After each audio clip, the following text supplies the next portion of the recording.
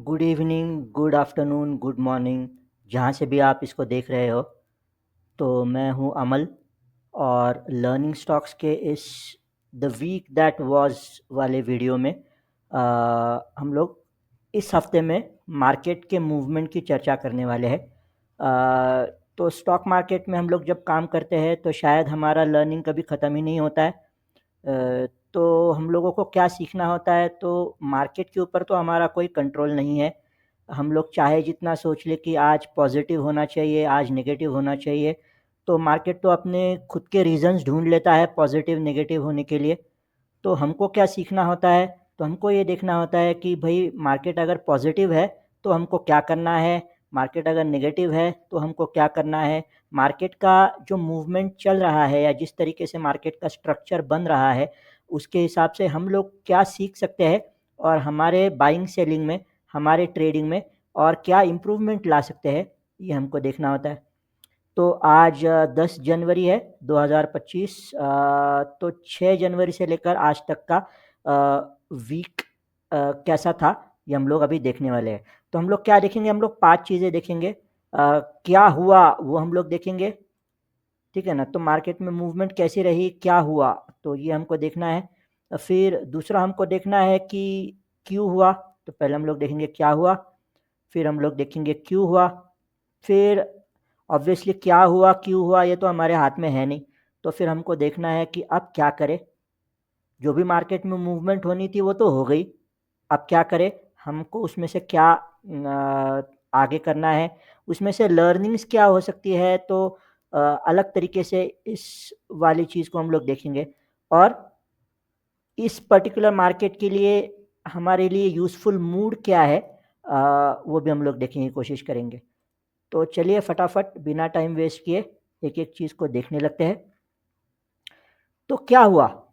तो इस हफ्ते भी सब कुछ डाउन था। निफ्टी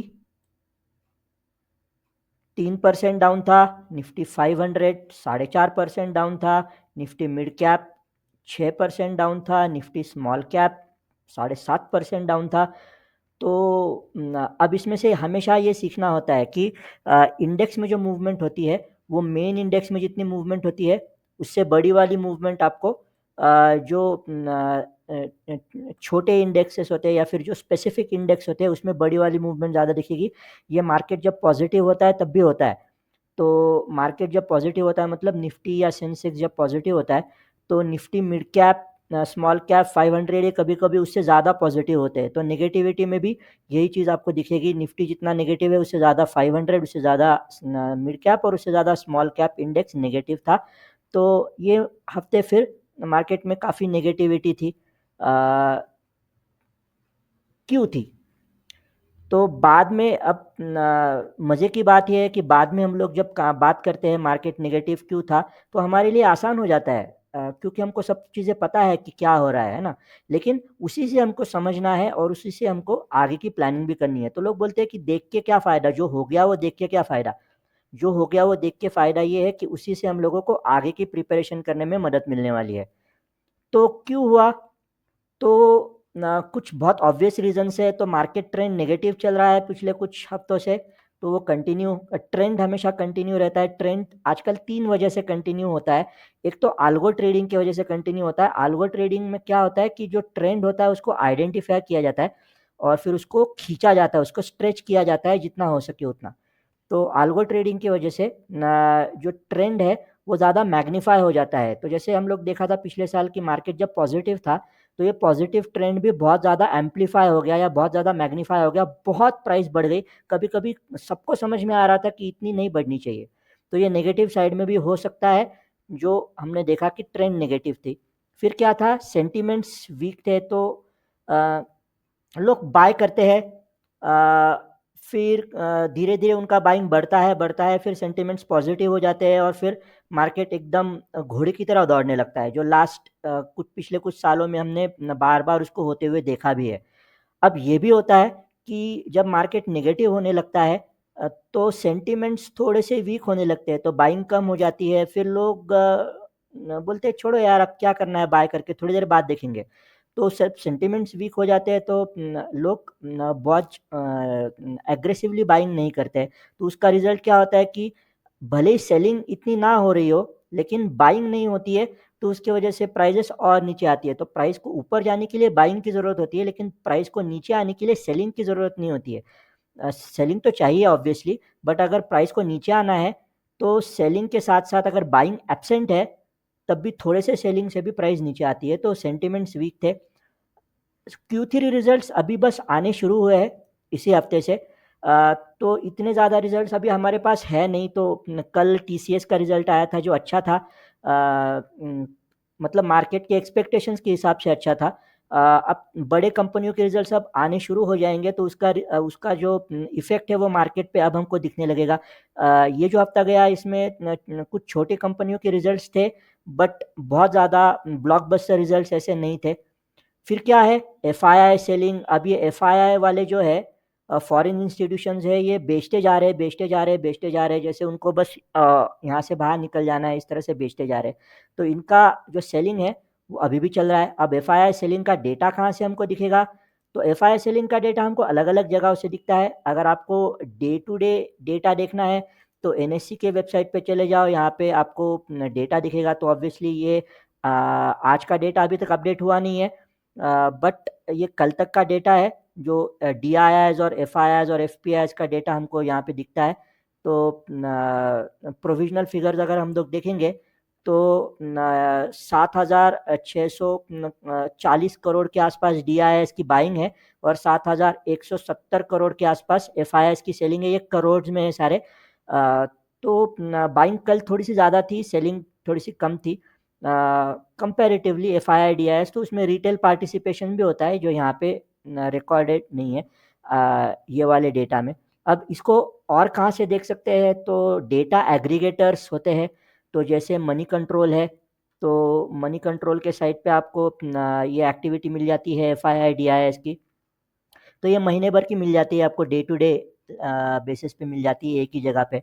तो अब तक का अगर देखेंगे मंथ टिल डेट, तो ये फिर से कल तक है। आज का डेटा अगर आप इसी साइट पे वापस आओगे, तो आज का डेटा आपको लगभग 7:30-8 बजे तक तो कंफर्म दिख ही जाएगा। तो यहाँ पे देखना है आपको कि मंथ टिल डेट क्या है। ये एफ आई आईज है, ये लेफ्ट हैंड साइड वाला एफ आई आईज है, और राइट हैंड साइड वाला डी आई आईज है। तो एफ आई आईज ने सेल किया है 19,102 करोड़ के लिए, और डी आई आईज ने बाय किया है 20,253 करोड़। तो बाइंग एक्टिविटी थोड़ी सी पिकअप हो रही है, but F I I sell करते जा रहे हैं। तो ये एक और वजह होती है कि बायर्स, तो मार्केट बायर्स की वजह से बढ़ता है। बायर्स अब कहीं से भी आए, कोई भी टाइप का बायर हो चलता है, बट बाइंग होनी चाहिए। और एक बड़ा जो सेगमेंट है मार्केट में एफ आई आई का, ये बाय नहीं कर रहा है, ये सेल करते जा रहा है। तो ये भी एक वजह है जिसकी वजह से मार्केट इस वक्त थोड़ा सा नेगेटिव है कि एफ आई आई सेल करते जा रहे हैं। फिर दो और चीज़ें हैं कि एक तो कोई पॉजिटिव ट्रिगर नहीं है, मतलब कुछ ऐसे दिख नहीं रहा है कि इसको देख के मार्केट को बढ़ना चाहिए। तो एक बजट है, बट जो जुलाई वाला बजट था, जिसमें टैक्सेस बढ़े, और स्टॉक मार्केट के लिए वो बजट थोड़ा सा नेगेटिव था। टैक्सेशन में चेंज हुआ, short term capital gains, long term capital gains का डेफिनेशन बदला गया। तो उसकी वजह से लोग थोड़े से डरे हुए हैं। मतलब पहले तो ये उम्मीद थी कि बजट से कुछ पॉजिटिव आएगा, लेकिन लोग अब डरे हुए हैं। लोग बोलते हैं यार, पिछले महीने में टैक्सेस बढ़ा दिए, और फिर अब पता नहीं इस ये वाले बजट में क्या बढ़ाएंगे। तो बहुत ज़्यादा पॉजिटिव लोग बजट को लेकर नहीं है। तो बजट में नॉर्मली फिर जो बजट से रिलेटेड स्टॉक्स होते हैं वो बढ़ते हैं। गवर्नमेंट स्टॉक्स हो गए, डिफेंस वाले हो गए, या फिर रेलवे वाले हो गए। लेकिन उनका फिर से यही प्रॉब्लम रहा है कि पिछले एक साल में वो बहुत ज़्यादा बढ़ गए हैं। तो जैसे हमने सेंटिमेंट्स की बात की थी, आल्गो ट्रेडिंग की बात की थी, कभी कभी वो आजकल मार्केट पे असर डालने वाला है, और ये असर बढ़ने वाला है।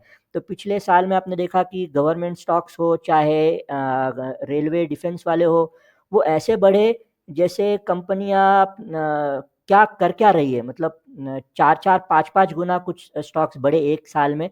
तो अब उसमें बढ़ने के लिए कुछ बचा नहीं। तो जो बजट रैली इन स्टॉक्स में हमेशा आती है, वो इस साल एब्सेंट दिखी पूरी तरह से। अभी तक तो एब्सेंट ही है। अब इसके बाद जो बचे हुए 3 हफ्ते हैं उसमें पता नहीं, देखेंगे क्या होगा। और फिर क्या हो रहा है, तो ग्लोबल अनसर्टेनिटी। तो मिस्टर ट्रम्प 20 तारीख के आसपास ओथ लेने वाले हैं। अब उन्होंने इलेक्ट होते ही बहुत सारे हिला देने वाले कमेंट्स करना चालू कर दिया है। दुनिया भर के इकोनॉमीज पे वो लोग टैरिफ लगाएंगे।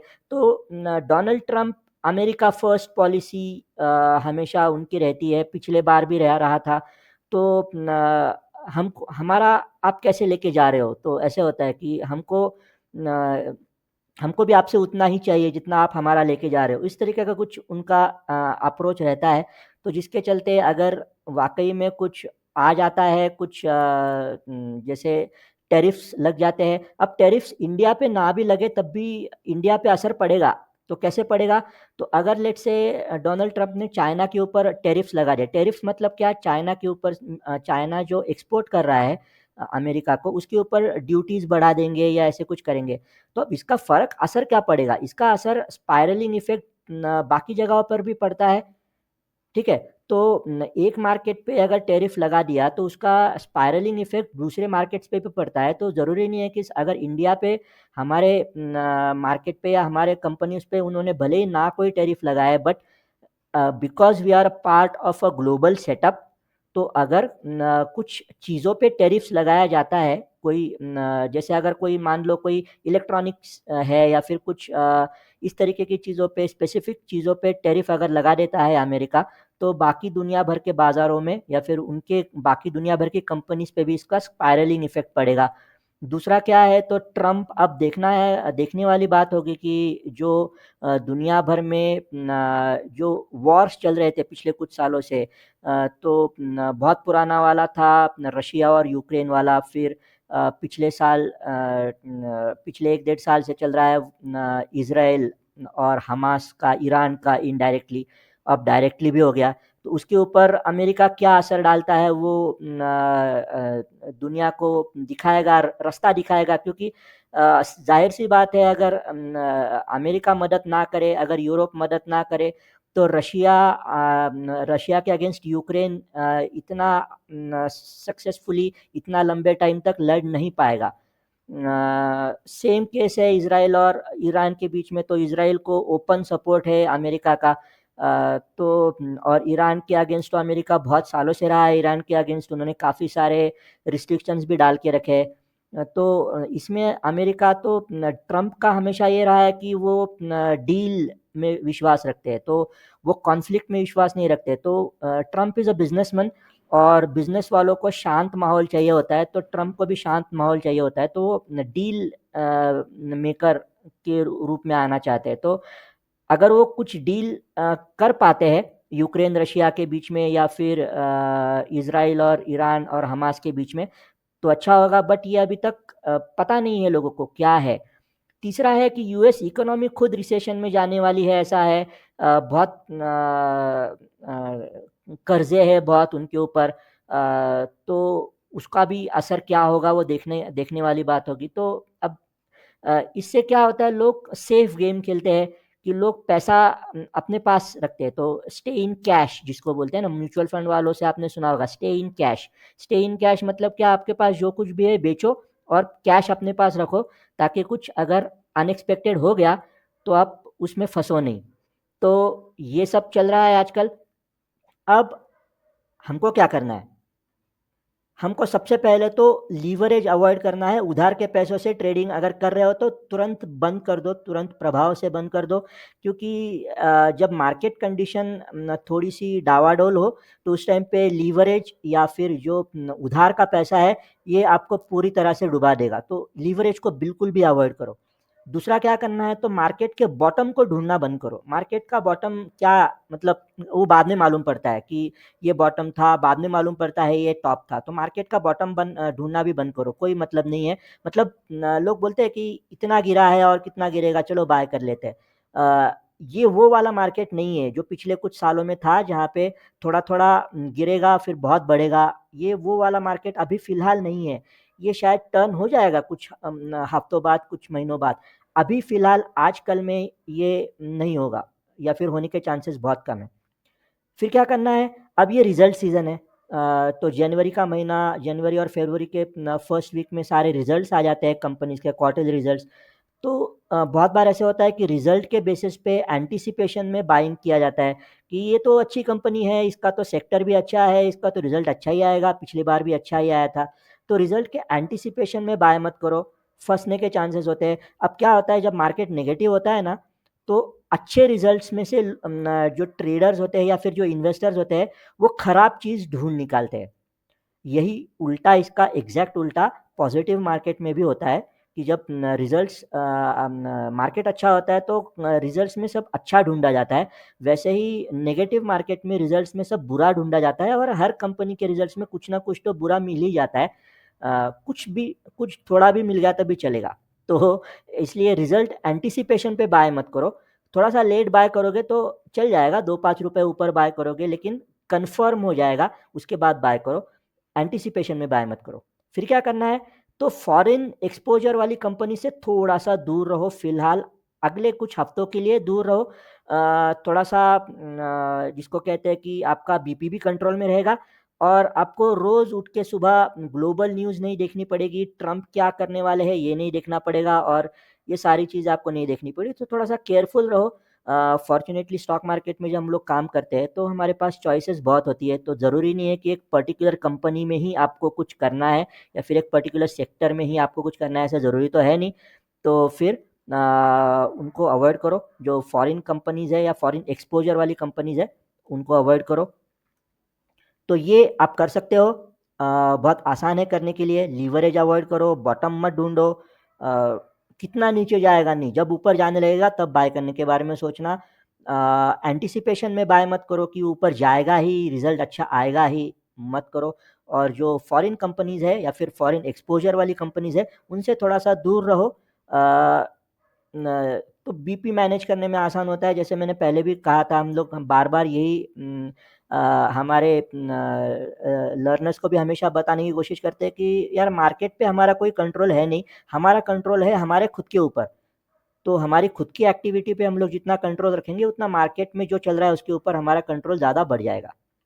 अब एक इंटरेस्टिंग चीज़ लेते हैं, तो स्टॉक्स बढ़ते कैसे हैं और घटते कैसे हैं, समझ में आना चाहिए। तो मार्केट नीचे है तो इसका क्या मतलब है कि सारे स्टॉक्स नेगेटिव है?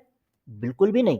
तो आप डेटा चेक करोगे तो बहुत सारे स्टॉक्स काफ़ी पॉजिटिव मूवमेंट ये हफ्ते में दे चुके हैं। तो उसका एक एग्ज़ाम्पल हम लोग लेते हैं, एसआरएफ।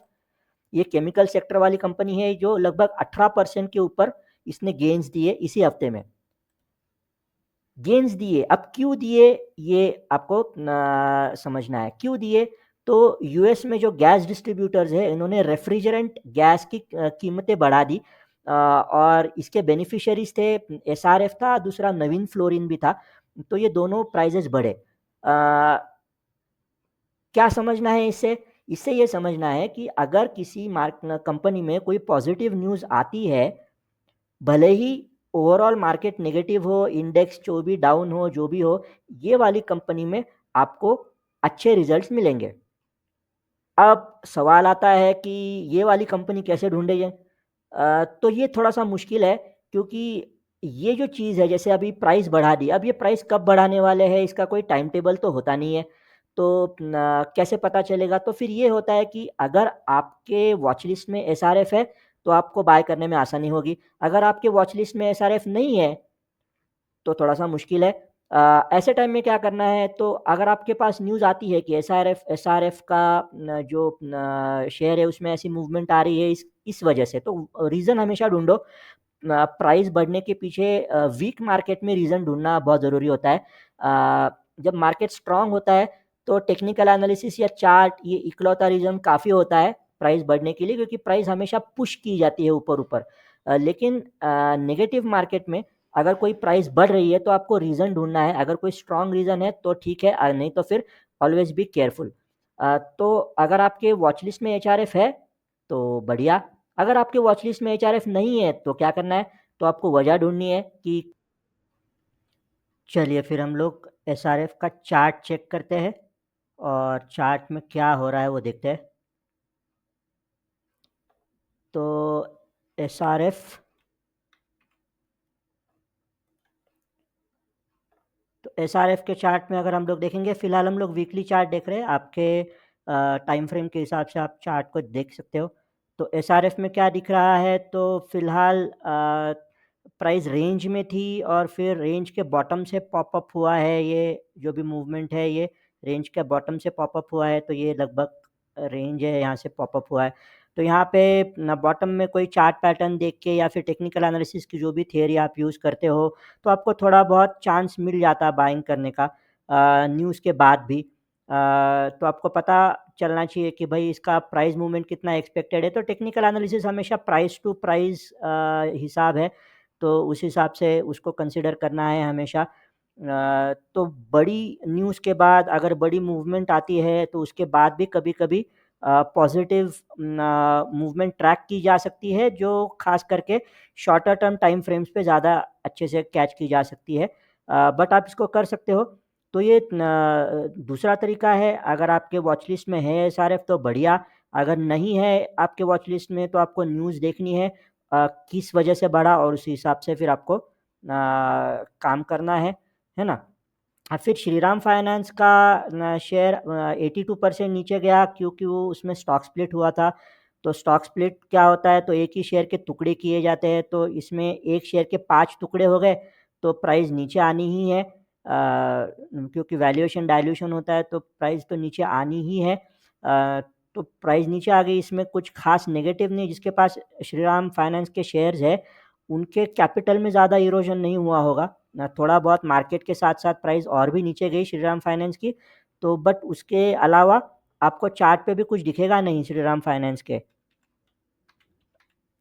श्रीराम फाइनेंस, तो ये आप अगर वीकली चार्ट देखते हो, तो वीकली चार्ट में ये बड़ा-सा कैंडल आपको दिखेगा। ये स्टॉक स्प्लिट की वजह से है, ये किसी मार्केट मूवमेंट की वजह से या फिर नेगेटिव मूवमेंट की वजह से नहीं है। तो ये आपको पक्का देखना होता है जब भी आप देखते हो कि भई स्टॉक क्यों बढ़ा और क्यों कम हुआ, ख़ास करके नेगेटिव मार्केट में इसकी बहुत ज़्यादा ज़रूरत होती है। ठीक है, तो ये एक है। फिर आपको क्या करना है, मूड, ये मार्केट में थोड़ा कॉशन वाला मूड रखिए। बहुत जल्दबाज़ी में तलवार लेके निकल मत पड़िए बाय सेल करने के लिए। कन्फर्मेशन के बाद ही बाय करना है आपको किसी भी हालत में, और थोड़ा-सा लेट बाय कर लिए, थोड़ा-सा कम प्रॉफ़िट मिला तभी चलेगा। क्योंकि जब मार्केट थोड़ा-सा डाउटफुल होता है, जब मूवमेंट थोड़ी-सी डाउटफुल होती है, तो यहाँ पे प्रॉफ़िट ज़्यादा इम्पोर्टेंट है, क्वांटम ऑफ प्रॉफ़िट शायद इतना इम्पोर्टेंट ना रहे। तो आपको बस अपनी कैपिटल बचाना है और फिर कंज़र्वेटिव ट्रेडिंग करना है। ये वॉलेटाइल मार्केट में बहुत ज़रूरी हो जाता है, ख़ास करके शॉर्ट टर्म ट्रेडर्स के लिए। जो इन्वेस्टर्स हैं या लंबे टाइम के लिए जिन्होंने बाय करके रखा है, अगर आपकी कंपनी अच्छी है तो ये आपको याद भी नहीं आएगा 6 महीने बाद। तो करेक्शन तो आते हैं, मार्केट ही जगह ही ऐसी है कि जहाँ पे स्ट्रेट लाइन में प्राइस ना तो ऊपर जाती है, ना तो नीचे आती है। तो you will have to get used to it. कोई इससे आप बच नहीं सकते हो। अगर आप मार्केट में काम करना है, तो करेक्शन से या फिर वॉलेटिलिटी से या कभी-कभी डाउन ट्रेंड से आप बच नहीं सकते हो। अब क्या देखना होता है चार्ट पे, जैसे हम लोग एक एग्ज़ाम्पल लेते हैं, निफ्टी का अगर हम लोग चार्ट देखते हैं, ठीक है? तो निफ्टी के चार्ट में सबसे पहले तो हम हमेशा हमारे लर्नर्स को यही चीज़ उनसे उनको रट्टा मारने के लिए बोलते हैं कि चार्ट देखो, बाकी तो आप बहुत कुछ यूज़ कर सकते हो, चार्ट पैटर्न्स है, इंडिकेटर्स है, काफ़ी सारी थियरीज़ है टेक्निकल एनालिसिस की, लेकिन सबसे मेन इम्पोर्टेंट चीज़ जो है, ये आपके सामने है। ये जो चार्ट आपको दिख रहा है, ये चार्ट आपको बता रहा है कि फ़िलहाल क्या हो रहा है, माहौल क्या है। अब निफ्टी में माहौल फ़िलहाल थोड़ा-सा ठंडा है क्योंकि प्राइस नीचे आ रही है, तो बहुत सिंपल सा लॉजिक आपके पास होता है कि अगर प्राइस नीचे आ रही है, तो बाय करने की जल्दबाज़ी मत करो। कोई जल्दबाज़ी नहीं है, थोड़ा-सा लेट आप बाय करोगे तो ऐसा कुछ बहुत नुकसान हो नहीं जाएगा। तो इतनी सी चीज़ को अगर आप याद रखते हो तो ऑब्वियसली आपका ट्रेडिंग का परफ़ॉर्मेंस इम्प्रूव भी होता है, और जो अगला जाने वाला हफ़्ता है इर्रिस्पेक्टिव ऑफ मार्केट मूवमेंट्स आपको समझ में भी आएगा कि क्या करना है, आपका व्यू बनाना बहुत ज़रूरी होता है। तो थोड़ा-सा केयरफुल रहिए। अगर आप थोड़ा-सा केयरफुल रहेंगे, ये 4 चीज़ें करेंगे, लीवरेज अवॉइड करेंगे, बॉटम को ढूँढने की कोशिश नहीं करेंगे, एंटिसिपेशन में, रिजल्ट्स के एंटिसिपेशन में बाय नहीं करेंगे और फॉरेन एक्सपोजर वाली कंपनी से थोड़ा-सा दूर रहेंगे, जो इंटरनेशनली टाइड अप है उनसे दूर रहेंगे, तो होपफुली आपका ये हफ्ता अच्छा ही जाएगा। और अगर आपको कोई ट्रेड ना भी मिले, आप अगर ट्रेड ना भी करो, तो मेरा हमेशा ये एक्सपीरियंस रहा है कि 1 हफ्ता ट्रेड ना करना या फिर 1 दिन ट्रेड ना करना, इसमें कुछ गलत बात नहीं है। आप ट्रेडिंग कर रहे हो, इसका मतलब रोज़ का रोज़ आपको लगे रहना है, ऐसा ज़रूरी नहीं है। तो होपफुली ये वीडियो आपके काम आएगा। अगर ये आपको यूज़फुल लग रहा है तो आप इसको पक्का अपने फ्रेंड्स के साथ शेयर कर सकते हो। तो थोड़ा-सा डर कम करने की हम लोग कोशिश हमेशा करते हैं नेगेटिव मार्केट में, तो ये उसी का एक प्रयास था। होपफुली ये आपके काम आएगा और अगले हफ्ते में आप ज़्यादा अच्छे से ट्रेडिंग कर पाओगे। तो अगले हफ्ते में फिर से मिलेंगे, अगले हफ्ते के एनालिसिस के साथ। तब तक happy trading and enjoy your life.